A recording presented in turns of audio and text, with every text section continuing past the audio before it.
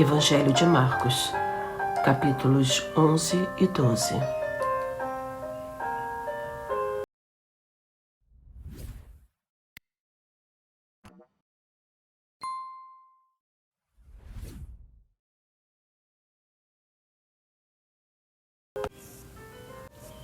Jesus e seus discípulos aproximavam-se de Jerusalém e chegaram aos arredores de Betfagé e de Betânia, perto do Monte das Oliveiras. Deste lugar, Jesus enviou 2 dos seus discípulos, dizendo-lhes: Ide à aldeia que está defronte de vós, e logo que entrardes nela, achareis preso um jumentinho, que não montou ainda homem algum. Desprendei-o e trazei-mo. E se alguém vos perguntar: que fazeis? Dizei: o Senhor precisa dele, mas daqui a pouco o devolverá. Indo eles, acharam um jumentinho atado fora, diante de uma porta, na curva do caminho. Iam-no desprendendo, quando alguns dos que ali estavam perguntaram: Ei, que estás fazendo? Por que soltais o jumentinho? Responderam como Jesus lhe havia ordenado, e deixaram-no levar. Conduziram a Jesus o jumentinho, cobriram-no com seus mantos, e Jesus montou nele. Muitos estendiam seus mantos no caminho, outros cortavam ramos das árvores e espalhavam-nos pelo chão. Tanto os que precediam como os que iam atrás clamavam: Hosana, bendito o que vem em nome do Senhor. Bendito o reino que vai começar, o reino de Davi, nosso Pai. Hosana no mais alto dos céus. Jesus entrou em Jerusalém e dirigiu-se ao templo. Ali lançou os olhos para tudo o que o cercava. Depois, como já fosse tarde, voltou para Betânia com os 12. Maldição da figueira. No outro dia, ao saírem de Betânia, Jesus teve fome. Avistou de longe uma figueira coberta de folhas e foi ver se encontrava nela algum fruto. Aproximou-se da árvore, mas só encontrou folhas, pois não era tempo de figos. E disse à figueira: Jamais alguém coma fruto de ti. E os discípulos ouviram esta maldição. Purificação do templo. Chegaram a Jerusalém e Jesus entrou no templo e começou a expulsar os que no templo vendiam e compravam. Derrubou as mesas dos trocadores de moedas e as cadeiras dos que vendiam pombas. Não consentia que ninguém transportasse algum objeto pelo templo e ensinava-lhes nestes termos: Não está porventura escrito: a minha casa chamar-se-á casa de oração para todas as nações?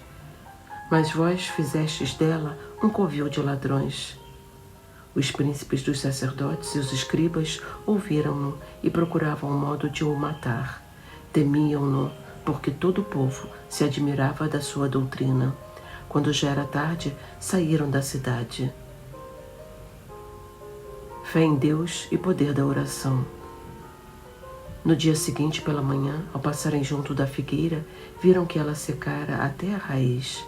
Pedro lembrou-se do que se tinha passado na véspera e disse a Jesus: Olha, mestre, como secou a figueira que amaldiçoaste. Respondeu-lhe Jesus: Tende fé em Deus. Em verdade vos declaro, tudo o que disser a este monte: levanta-te e lança-te ao mar, se não duvidar no seu coração, mas acreditar que sucederá tudo o que disser, obterá esse milagre. Por isso vos digo, tudo o que pedirdes na oração, crede que o tendes recebido e ser-vos-á dado. E quando vos puserdes de pé para orar, perdoai, se tiverdes algum ressentimento contra alguém, para que também vosso Pai que está nos céus vos perdoe os vossos pecados. Mas se não perdoardes, tampouco vosso Pai que está no céu vos perdoará os vossos pecados. Autoridade de Jesus. Jesus e seus discípulos voltaram outra vez a Jerusalém, e andando Jesus pelo templo, acercaram-se dele os príncipes dos sacerdotes, os escribas e os anciãos, e perguntaram-lhe: Com que direito fazes isso? Quem te deu autoridade para fazer essas coisas? Jesus respondeu-lhes: Também eu vos farei uma pergunta. Respondei-ma, e dir-vos-ei com que direito faço essas coisas. O batismo de João vinha do céu ou dos homens? Respondei-me. e discorriam lá consigo. Se dissermos do céu, ele dirá: por que razão, pois não crestes nele? Se ao contrário dissermos dos homens, tememos o povo. Com efeito, tinham medo do povo, porque todos julgavam ser João deveras um profeta. Responderam a Jesus: não o sabemos, e eu tampouco vos direi, disse Jesus. Com que direito faço essas coisas? Parábola dos vinhateiros homicidas. Capítulo 12. E começou a falar-lhes em parábolas. Um homem plantou uma vinha, cercou-a com um sebe, cavou nela um lagar, edificou uma torre, arrendou-a a vinhateiros e ausentou-se daquela terra. A seu tempo enviou aos vinhateiros um servo para receber deles uma parte do produto da vinha. Ora, eles prenderam-no, feriram-no e reenviaram-no de mãos vazias. Enviou-lhes de novo outro servo, também este feriram na cabeça e o cobriram de afrontas. O Senhor enviou-lhes ainda um terceiro, mas o mataram. E enviou outros, mais dos quais feriram uns e mataram outros. Restava-lhe ainda seu filho único, a quem muito amava. Enviou-o também, por último, a ir ter com eles, dizendo: terão respeito a meu filho.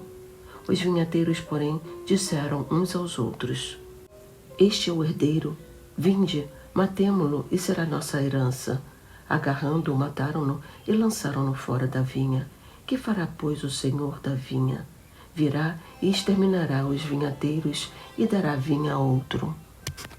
Nunca lestes estas palavras da Escritura? A pedra que os construtores rejeitaram veio a tornar-se pedra angular. Isto é obra do Senhor, e ela é admirável aos nossos olhos. Procuravam prendê-lo, mas temiam o povo, porque tinham entendido que a respeito deles disseram esta parábola, e deixando-o, retiraram-se. Tributo a César.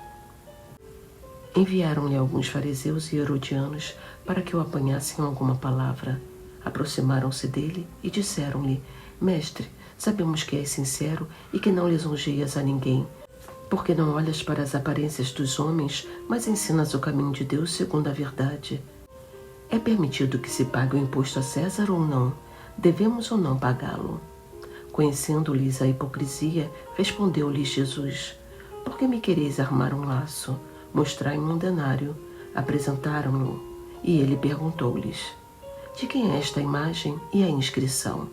De César, responderam-lhe.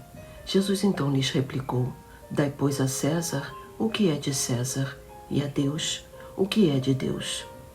E admiravam-se dele. Os saduceus e a ressurreição.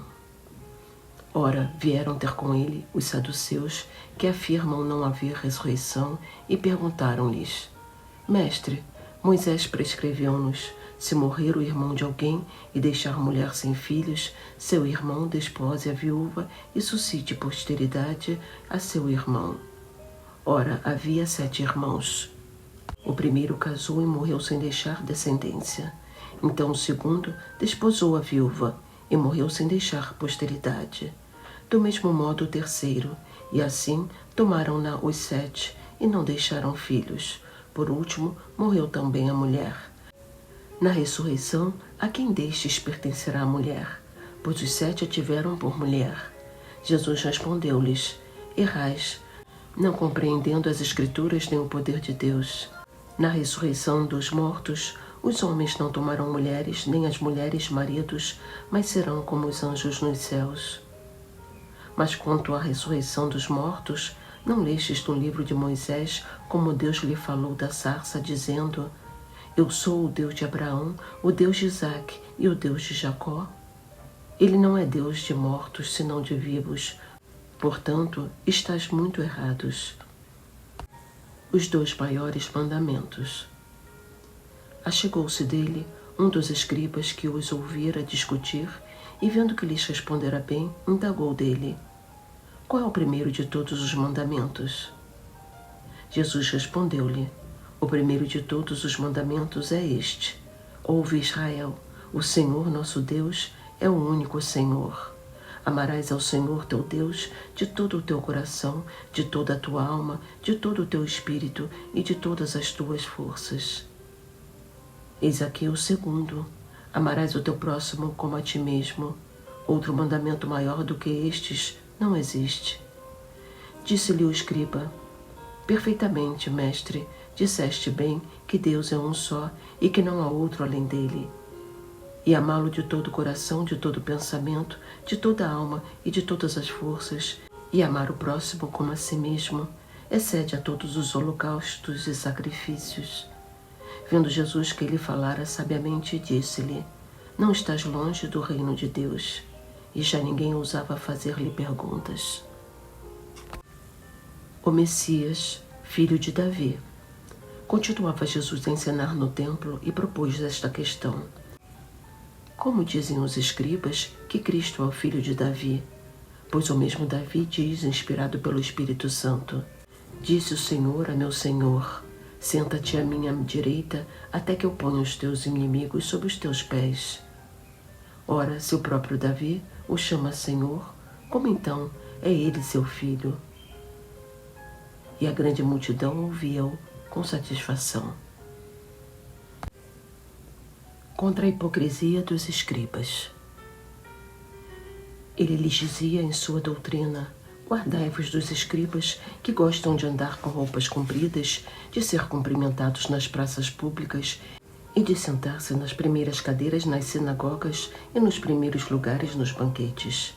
Eles devoram os bens das viúvas e dão aparência de longas orações. Estes terão um juízo mais rigoroso. Oferta da viúva. Jesus sentou-se defronte do cofre de esmola e observava como o povo deitava dinheiro nele. Muitos ricos depositavam grandes quantias. Chegando uma pobre viúva, lançou 2 pequenas moedas no valor de apenas 1 quadrante. E ele chamou os seus discípulos e disse-lhes: em verdade vos digo, esta pobre viúva deitou mais do que todos os que lançaram no cofre, porque todos deitaram do que tinham em abundância. Esta, porém, pôs da sua indigência tudo o que tinha para o seu sustento.